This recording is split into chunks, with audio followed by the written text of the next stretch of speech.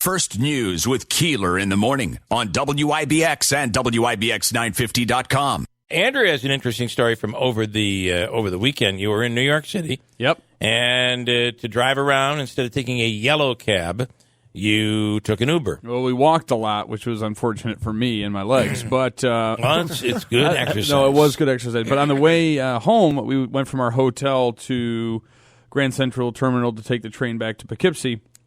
And our Uber driver got to talking to us, and he asked us where we were from, and we said, well, we live in Utica. And he says, oh, I've been to Utica. I ran the Boilermaker Road Race. And I go, wait, what? And he's from Ethiopia. He's an elite runner from Ethiopia. Worku Bayi is his name, B-E-Y. What year did he run? So looking back at the race results, he's run 3 times, 2006, 2009, and 2017. His best finish was in 2009, 4th place with a time of 44:28. Wow. At a 4:47 pace. And how is his English? Because I'm usually on the stage. Yeah. Doing when you do the awards for the elites, and many of them do not even speak English. No, so his English was actually very good. His wife, her name is Bizunesh Deba, who's also, but they live in the Bronx now. Okay. So for the I bet running is what brought them to the United States. It is. He says, if I don't run, I don't get paid. So he's actually had an injury now. So he's since the injury, if car don't run, I don't get paid. That's right. That's the new. But he's 30 years old, and his wife's 33. Wow. And his wife was an elite runner as well. She won the Boston Marathon at one time back in 2014. Wow, that is so cool. And he said now, because of his injury, he's just training other young athletes now. But they moved to the Bronx. So when he ran the first 2 times, he was from, the Boilermaker historic results say Ethiopia, but it said USA for his run in 2017 when he finished 48:25. He finished 24th. So by then he was living a resident in the of the Bronx. States. Okay. Yeah. You know what's funny is I've heard so many people say over the years something like, wouldn't it be amazing if an American won the Boilermaker and they beat some of these elites? Yeah. Well, I think that's the best chance we've got. Yeah. Is a relocation. You may be right. Yeah. Yeah, but I said American by way of Ethiopia. So I said, well, where do you train now? And he says, oh, well, my wife and I will run in Central Park, or there's parks in the Bronx that he runs, or it's not like you need a training center. Right, exactly. Right. So but that was, of all the Uber drivers that we could have had, it was an elite runner from the Boilermaker. That is so cool. Yeah. These are the guys that when it's 7 o'clock in the morning and they're getting ready to run the Boilermaker, they'll run from their hotel in downtown Utica to the starting line. Well, you got to loosen up. I guess that's how you loosen up. And what was funny was, I will add this one more time, is he had said that even he had problems with the heat the last time that he ran it. He says, man, it was so hot. I didn't even want to finish. Yeah. There have been a couple of hot, humid days. Samantha Colosimo Testa is running for a seat back on the Common Council in Utica. She'll be running for a council-at-large seat in the upcoming city election, and she is on the line right now. Samantha, good morning. I'm definitely not running the Boilermaker in 46 minutes, I'll tell you that one. So I'll stick with the council at large seat. That's pretty impressive right there. So we heard some unbelievable news on Friday that the city has completely backed out of any financial role in the upcoming parking garage, and they've kind of left this. They've walked away from Paceni and said it's all yours. You deal with it. Yeah, which I don't understand how you could sign a memorandum of agreement and just totally walk away from, something that you have an obligation to pay for. So that, by the way, agree with a monetary amount. That what was the agreement? The MOA. What was it? Was it 60/40? Saying the obligation. Yeah, it was basically the obligation that the city owed in payment of the parking garage. So what they did was they came up, I think it was six. I have the sheet on my phone, and I don't want to look it up right this second, but it said 60/40. I think the obligation was about $37 million total for the parking garage, which included not only the parking garage, but Kennedy for the downtown hospital, but for Kennedy parking garage as well. right? Which I think that they came to a total cost of $3 million.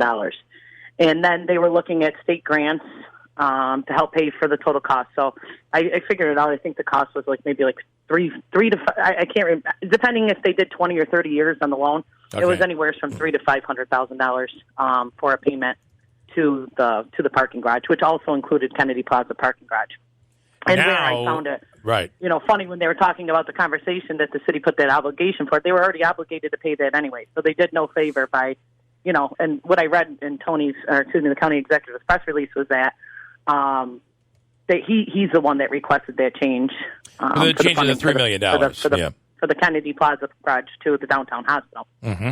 So back in, and if you look at the city's budget again, you cannot continue to tout an $8 million reserve fund and all this investment inside the area, and continue to claim property. I understand that the pandemic, took a toll on many people's budgets. However, they just came out with I think it was maybe a 0 to 1% tax increase for this past year's budget. But they also saved almost, I think the total expenditure at the end of the year's budget when they put it out and passed it was $59 million, and our total budget was $75 million. So they budgeted for $75 million and only spent $59 million out of that total budget, according to what they posted on the city website when they presented their 21-22 budget. But again, I mean, how do you sign? And I'm not saying that the 60-40 amount was fair, but again, the mayor had signed that, and presented it to the council. And again, it was an agreement. It wasn't anything binding, or the city would be obligated to pay that 60-40 no matter what. So when he presented it to us, we kind of said, why don't you look at a redistribution of sales tax dollars to cover up for the garage? And, maybe the city can get it in that aspect while you still pay that 40%. So, we did explore some of those options, once the agreement was sent to us and passed. But when I looked at, I think it was back in November, Councilman Miola had made an announcement or a press release, or somebody had picked up on it, that they didn't feel that they could afford the city budget. The city budget couldn't afford the payment towards the downtown hospital. So, okay, I said, again, I'm looking at the budget. I'm trying to figure out, what's happening in this budget that other municipalities can afford to still, do these types of things, and we can't. And if you look back, I think it was May, the council meeting in May, they had bonded for $11.6 million in an ordinance, and part of that bonding ordinance was towards parking garages.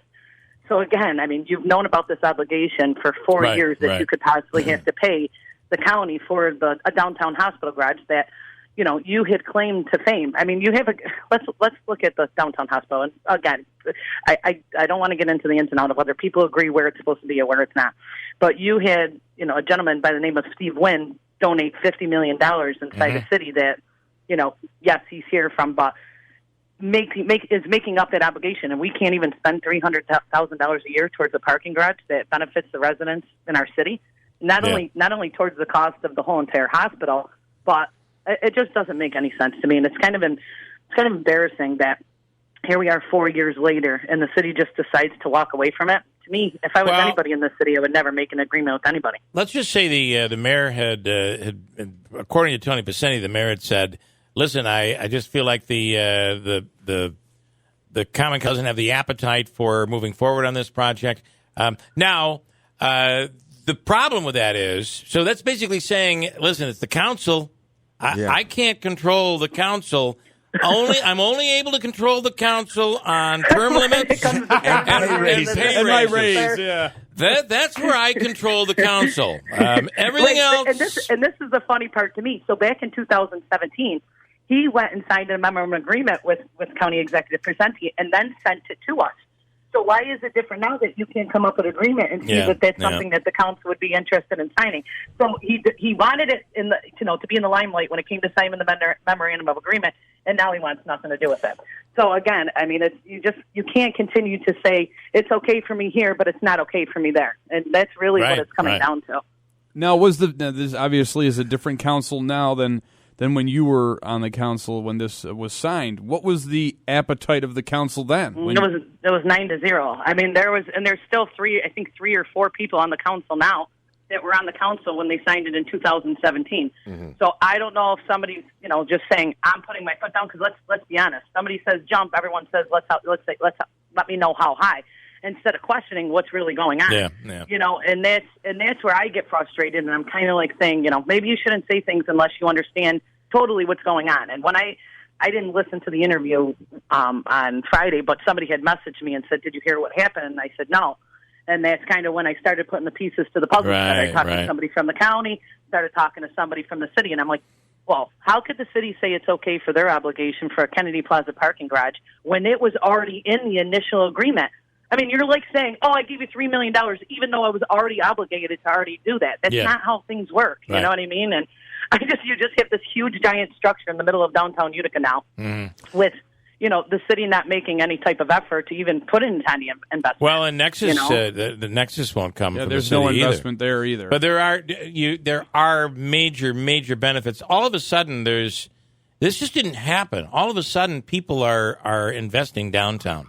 And that except for the city. Right. You just like, we'll talk, and I don't want to jump into this yet because I kind of want to finish up where we are with the parking garage. Yeah. But again, I mean, you do have all these benefits of what's going on in downtown Utica.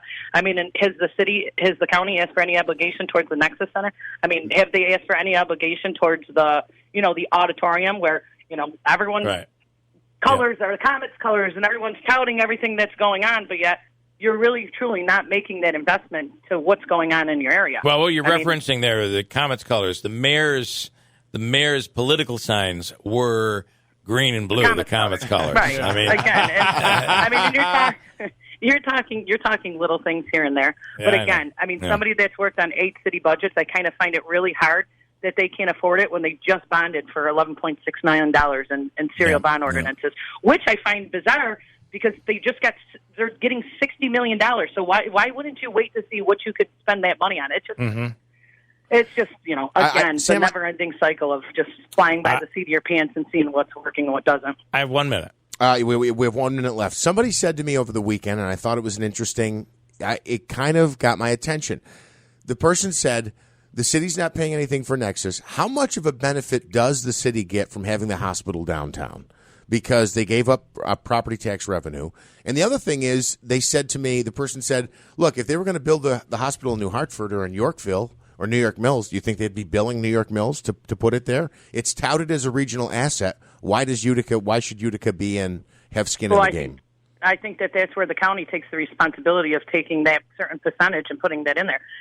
They never asked the city to pay for the infrastructure in and around that building. They've never asked for them to pay for, paving and, taking care of buildings that weren't, they were dilapidated. I mean, there's really nothing that the county has asked the city to do other than the obligation for the parking garage. Unless the city's done something and spent millions of dollars that I don't know about, I can only tell you on the surface of what I've known. All right. You can't tell me that. And just to go back to that Court Street project where they had taken that building from Vincent Bailey, the city could never put up that building for $600,000 5 years ago. So what changed in and around that area that they're now benefiting as a city from selling buildings and whatnot in and around that area? All right, Samantha, thank you. We'll continue this. Thank you. I appreciate you coming on. Okay. Take care. Samantha Colosimo Testa, running for council at large.